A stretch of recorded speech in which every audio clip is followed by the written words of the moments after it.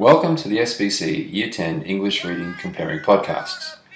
I'm Matt Hurley, Director of Additional Needs at St Bernard's, and I will be the host in a series of podcasts where staff members have professional but casual conversations on aspects of this unit of study. I hope you find them useful addition to your working class. So now, on the episode.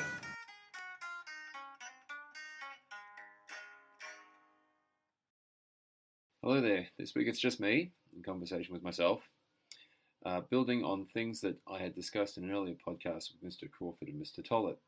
There was a point that was made in that conversation where Year 12 students of our teaching that invest time and energy in playing around with character maps and resisting the sense that these sorts of activities are silly, often find their efforts are rewarded when it comes to writing an assessment.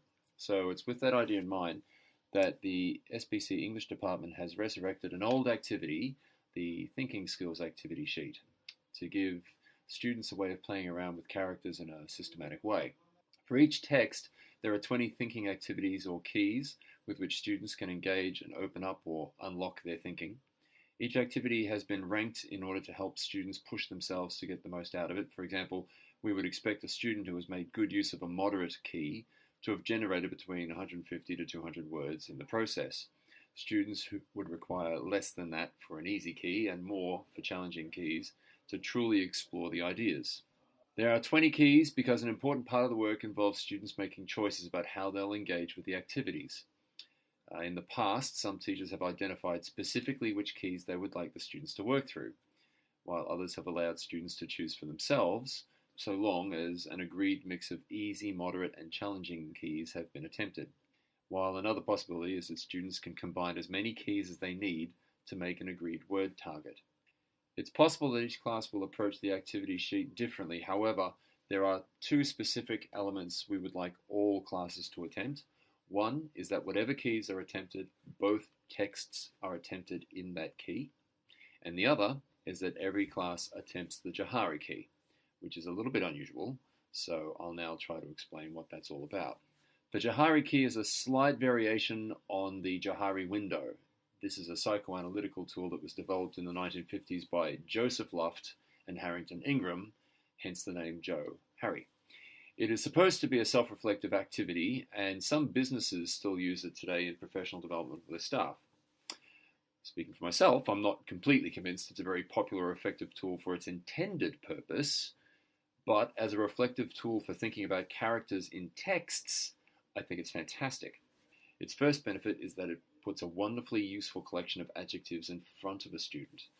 These descriptive words, over 100 ways of describing a personality, can be used to help identify qualities of different characters or elements of their personality at a point in the story.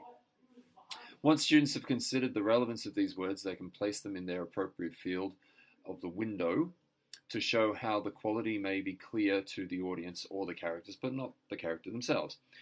It also allows students to connect quotes or actions from the text to justify why that personality quality is relevant to that character. The Johari key directs students to choose 8 adjectives for 2 characters from each text, although if you can think of more adjectives, be my guest. Once these descriptive words have been selected, sort into the windows, and justified with reference to the text, it will be quite clear just how useful the exercise is in building up skills in analysis and expression. To illustrate the work you can do with the Johari key, I've done some work here with a lesser character from A Man from All Seasons.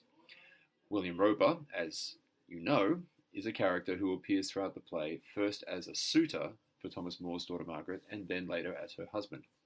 When I looked at the word bank, I felt that there were a few characteristics Roper exhibits at least occasionally throughout the text.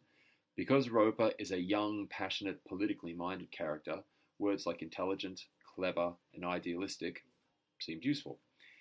He's also bold, proud, energetic, extroverted, and brash. In fact, Roper is so brash, he has a habit of shooting his mouth off in a world where that sort of thing should lose him his head, and is the complete opposite to his potential father-in-law, Sir Thomas More. Even though, ironically, Sir Thomas More is the one who ends up being executed, and Roper is not. Either way, Roper is justifiably described as aloof, irresponsible, overdramatic, rash, and even though he's intelligent, he is silly. Interestingly, though, it's that contrast between him and Moore, where Moore is cautious but executed, and Roper is hot-headed but survives, that leads to words like adaptable and trustworthy. Roper, in fact, converts to Catholicism, whereas at the beginning of the play he is a Protestant, and he marries the daughter of Moore and looks after the family, so he becomes the carer. When I came to place these words in the window, I felt that the positive words were appropriate in the arena field, since Roper would recognize his qualities in himself, and other characters and the audience would as well. Most of the negative words would be a surprise to Roper, whereas Moore would use them as a well-meaning criticism, so they fit in the blind spot area. No characters would have predicted that Roper was going to turn into a adaptable and trustworthy character, so this fits into the audience-only field. And then that leaves us the facade field, which fittingly I cannot put any words in, because this is a character who doesn't hide behind a mask. Now from this point forward, I have a bank of words, and I have played around with them, and even though some of them are contradictory, I now feel that I'm in a position to use my understanding of the text and these words to describe the character in any of the writing that I'm going to be asked to do in the future. You can do this too, with an array of characters from both texts. It's an opportunity to play with the characters and the language and your analysis and see what you turn up. Good luck.